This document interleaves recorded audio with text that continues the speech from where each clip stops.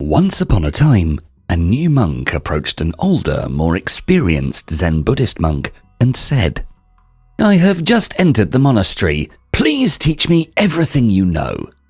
The older monk asked, "Have you eaten your rice porridge?" "Yes," the younger monk said, "I have eaten." The older monk replied, "Then you'd better wash your bowl." That told the younger monk all he needed to know. We all want an extraordinary life, and this want, this burning desire, is what makes us miserable. Zen Buddhism can teach you how to be happy and satisfied, but only if you learn to appreciate the ordinary. Zen is a term derived from the Japanese pronunciation of the Middle Chinese word chán, which means meditation. It's also a form of Buddhism that distinguishes itself with its almost exclusive focus on personhood and the present. Rather than meditations on life, death, religion, or the world, Zen urges you to focus inwards and on the ordinary only. Like all other forms and practices of Buddhism, Zen is not an ideology or belief, but rather a way of life. Buddhism was created in India, but gradually travelled through Asia throughout the centuries, and in every country it spawned multiple subsections of Buddhism. The Zen subsection of Buddhism was created in China, leading to the Chinese school of Zen Buddhism, becoming the most successful school of Buddhism in the entirety of China, Korea, Japan, and Vietnam. One of the ways to become a Zen person is by shikantaza, which translates to just sitting. It means to meditate without any distractions nor egotistical interests or concerns. How to just sit, to focus on yourself, on the present, on the ordinary, and more will all be discussed in this video. Zen's focus on the little things and its disregarding of external factors leads to lots of insightful lessons. But the biggest benefit is that you'll realize you don't need the extraordinary to be happy. You just need yourself and your ordinary life. Since Zen Buddhism is a practice not created by a singular person, there will be quotes from multiple Zen monks. These are Basu Doitsu, Dogen Zenji, Ryokan Taigu, Kodo Sawaki, Shunryu Suzuki, and Shohaku Okumura. In this video, we'll teach you how to start appreciating ordinary life and how doing so can transform you and your life into the very best versions of themselves. The secret is all in the simplicity of washing your bowl after eating from it. Number 1. Meditate. Kodo Sawaki says, "The more you meditate, the less you need." The very first practice that Zen Buddhism recommends is often meditating. Zazen in the practice of Zen Buddhism is the word for sitting meditation. Zazen embraces a range of sitting positions, but the most general posture is sitting cross-legged, hands folded in your lap, and your spine upright but relaxed. Try it out. Close your eyes. When meditating, it's helpful to focus on 3 aspects in order: the body, breathing, and the mind. Focusing on the body means focusing on your position, but it also extends beyond that. You need to keep your body well by feeding it right, moving it enough, granting it the sleep that it needs, and helping it achieve anything else it might require to thrive. Your body is like a plant you have to take good care of. An unhealthy or unhappy body can greatly distract from meditation. Then there's your breathing. Zen doesn't believe in intense breathing exercises that some forms of meditation or sport might use, but rather encourages you to pay attention to the way you normally breathe. Count the number of breaths you take. Observe how long you breathe in for, how long you hold it, and how long you breathe out for. Doing so will not only allow your body to find a pace of breathing that suits you best, but it also calms the mind and brings you into the moment. Emotions influence your breathing. when feeling intense emotions such as anger, joy, or fear, you breathe quicker, rougher, and less deeply than in other situations. Focusing on your breathing and guiding it back to its normal, calm pace is incredibly beneficial to calm down from heavy emotions and still your thoughts. Then, when your body and breathing are calm and observed and have identified your calm, it's time to adjust the mind. Your mind is filled to the brim with thoughts, knowledge, memories, and most of all, concerns about your daily life. That fight you had at work, your visit to your grandfather tomorrow, your meet-up for a friend's birthday, and more. It's all constantly on the forefront of your unconscious and conscious mind. So are temporary worries, fears, and even joys. Your mind can't just stop all these thoughts simply by having you command it to do so. It would just result in your mind fighting itself, like trying not to think of a pink elephant. See? You just did. Instead, the adjustment of your physical position as well as your breathing serves as the first distraction from your day-to-day worries. Then, when you're well and focused on your breathing, you slowly start to drift. When you observe your breath for long enough, it will stabilize, after which you'll calm down. Your mind will stabilize. You will be at rest. Of course, your mind won't be completely empty, that's literally impossible, but if all goes well, you'll be focused enough to observe your thoughts without interacting with them. In other words, the words, ideas, or images that pop up in your mind are like the trees you pass on a walk. You know they're there, you might even acknowledge their existence, but you don't walk up and touch them. They're just decoration. As Shanju Suzuki says, in Zazen, leave your front door and your back door open. Let thoughts come and go. Don't just serve them tea. Or, as Ryokan Taigu says, the mind is like a clear mirror, reflecting everything, but not clinging to anything. When you experience this, you're meditating. You'll end up truly seeing yourself, witnessing your own nature. You will acknowledge and recognize what is usually unconscious, find the source of thoughts that may have always puzzled you, and witness your deepest desires, motivations, and fears. Most importantly, as a result of getting to know yourself intimately, you'll realize that you can be at peace despite your worries, criticisms, disappointments, or anything else. Your concerns fade away in the light of the internal power and strength you possess. You now know you don't need anything but yourself, your body to sit, your lungs to breathe, and your mind to flow in its own unique way. Number 2. Recognize your ignorance. Dogen Zenji says, the true purpose of Zen is to see things as they are, to observe things as they are, and to let everything go as it goes. The water does not flow, the bridge does. Now, this statement might seem like a riddle. Everything you know about water or bridges goes against this statement, and you probably find it hard to even imagine what this could look like. But this is just ignorance. Your ignorance is a fact. All humans are ignorant in some way, and it's impossible to eliminate all ignorance. You will never know everything, understand yourself completely, or live a flawless life. In fact, Zen Buddhism is of the opinion that our reasoning minds can never understand the totality of reality.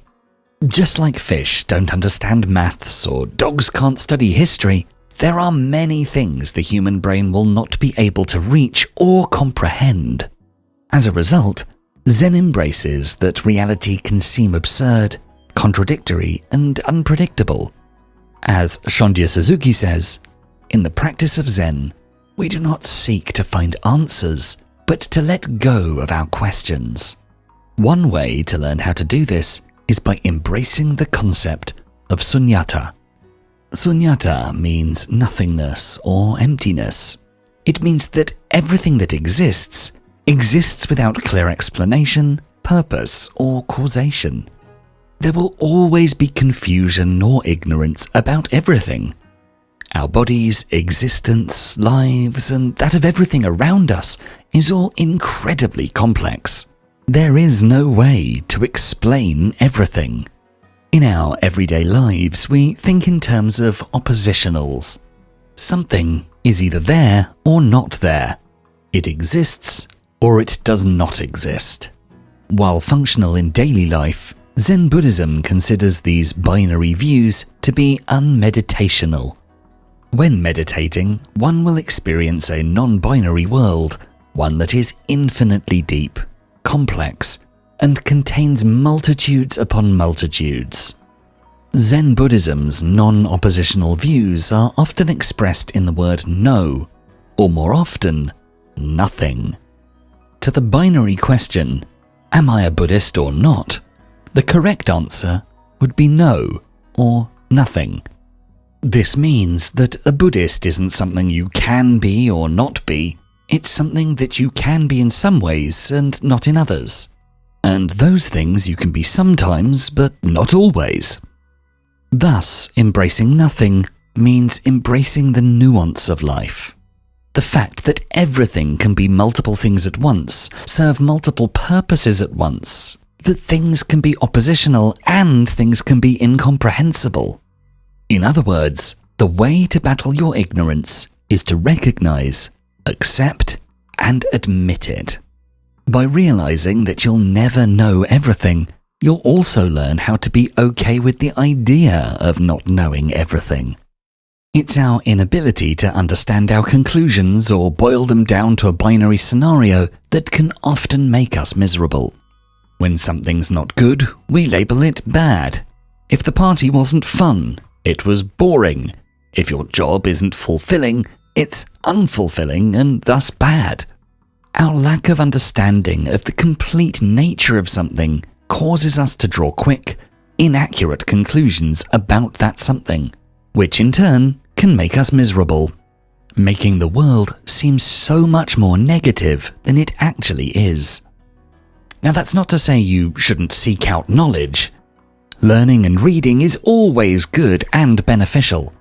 Accepting your ignorance just means acknowledging that whatever you learn, you will never know everything about a single topic, even Zen Buddhism. When somebody asks why they should practice Zen Buddhism, they would probably not be met with an easy answer. Instead, the most likely answer would be the following, as said by Dogen Zenji. In the practice of Zen, there is no goal. The goal is in the practice itself. So let's come back to this beautiful quote from Dogen Zenji. Water does not flow, but the bridge flows. In some ways, this quote will remain incomprehensible to you. That's the point. However, Zenji says this statement is also the perfect metaphor for Zen Buddhists in meditation. When you meditate well, you'll find that the world around you is not the never-ending flow of chaos that it normally seems. Instead, you find that the world is just what it is. And it is your mind that can flow and improve your life.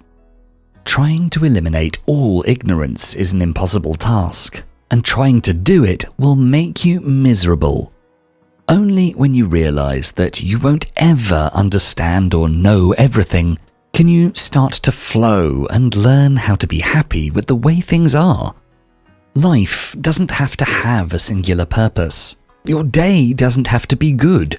And happiness is not something that can be found and kept all the time. These realizations will help you come to peace with your ordinary life and achievements just the way they are. Number 3. Get to know yourself. Ryokan Taigu says, "The ultimate truth is already within you. You just have to discover it." As reiterated, ignorance is permanent and unavoidable. But there is still plenty of room to learn, especially to learn more about yourself. One of the most important parts of Zen Buddhism is the study of the self. Paradoxically, Zen Buddhism recommends you do this by thinking less about yourself. Most people spend a lot of time thinking about who they think they are and want to be. Think of the woman who thinks being a good mother is the most important part of her identity and spends all her time and energy living up to this. Or the man who thinks he'll only be fulfilled when he's a CEO. The person who wants to be a famous painter, or the student who thinks they need to keep getting the best grades of the class. These people all think that certain achievements or lifestyles are essential to who they are, but in trying to achieve these goals, they actually focus on the wrong things. External achievements aren't essential to be who you are, and thinking so can actually result in you getting lost. You won't feel like a person or complete until you've reached your goal. Your self-worth and identity is given away, tied to something external. Instead, Zen Buddhism reasons, you should look inward to your personality, to who you already are, whatever your external circumstances. Zen Buddhism believes that, like everything, the self is nothing and bottomless. Your urges, ideas, desires, they all come from this pit. Zen doesn't believe that you're prone to deceiving yourself. Instead, if you just listen closely to your feelings and take the actions you feel like taking, you'll realize you're a unique individual. So you'll get to know yourself the best when you do ordinary things. When you meditate, when you're in the flow, and when you do the same things everybody else does. Because during these moments, you'll find what distinguishes you from others. What kind of thoughts do you have? Where do you find joy in daily life? What are your likes and dislikes? What motivates you? You'll find that you're already a complete, complex and interesting person, even in the most uninteresting of circumstances. So when you learn how to observe yourself casually, you'll also learn that you don't need anything else to be who you want to be. It's already inside of you. The less you think about what you want to have and be, the more you'll be satisfied with what you already have and are. Number 4. Love the ordinary. Sunryu Suzuki says, Zen is not some kind of excitement, but concentration on our usual, everyday routine. Engaging in ordinary activities, as mentioned before, is helpful for getting to know yourself. But the ordinary is much more than that. According to Zen Buddhism, our ordinary mind is simple. We're naturally calm and focused on just what is needed. This doesn't only offer insight into who you are, but also calmness and serenity. The chaos, confusion, and alienation we experience, in reality, is a byproduct of external distractions. Yet most people feel like their mind is a source of chaos, anxiety, and worries. So how is it that we've become so disconnected from our ordinary, natural mind? Well, this is because we seek out and allow ourselves to be carried away by all forms of external distractions. In fact, we often feel like distractions are good. We want to flee ordinary life. Everybody wants to experience and become something extraordinary, something special, something overwhelming. But instead of being fulfilled by always trying to do more and more, we become more and more dissatisfied.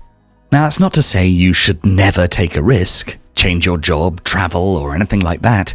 Indeed, Buddhism highly recommends seeing more of the world and gaining new experiences. But whatever it is you're doing, never forget or neglect the ordinary as well.